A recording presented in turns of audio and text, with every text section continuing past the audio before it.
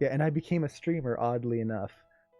But in the end, like when I became a streamer, it wasn't like to make it big on Twitch as a streamer, like YouTube gamer, yeah, make all the Twitch bucks. Honestly, the reason I did this was because I started noticing that a lot of people were trying to contact me, usually through LinkedIn and things like that, asking me questions.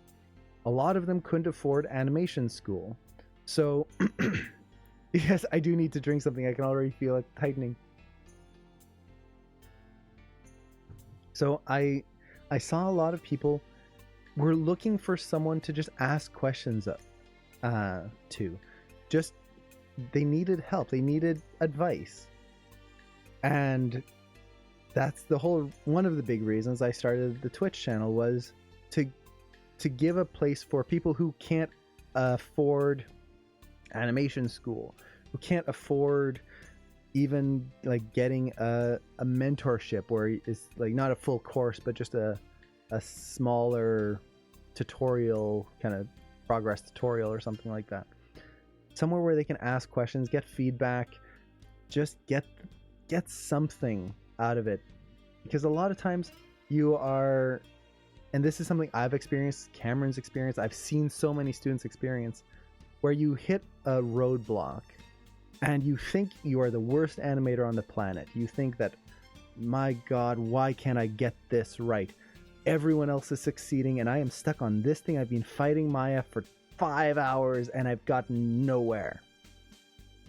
And both Cameron and I have been on both sides of this, where one of us has been animating for hours and hours and hours and it's like, I can't get this right. What am I doing wrong?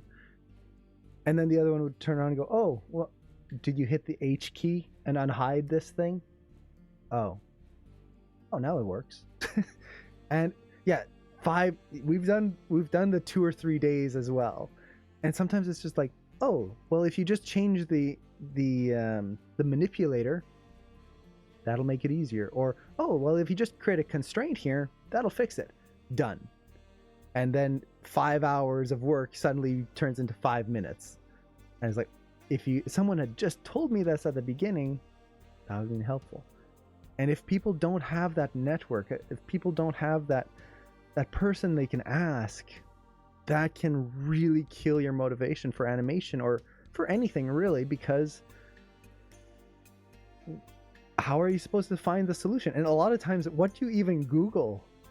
Like, how do you, like, manipulator or my translator not working, translator not moving things correctly? It's like, that's not going to get you the right yeah, where's the animate button? Exactly.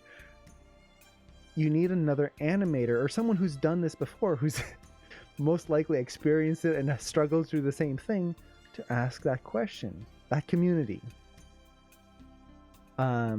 So that is very important. It's one of the big reasons why I wanted to do this Twitch stream, which I honestly thought when I started this, we would be like, maybe have an audience of 20 people total, like 20 followers, nothing more, because who'd want to listen to me?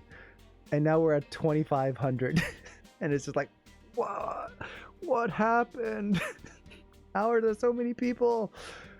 It's just so weird. I still can't believe it, honestly.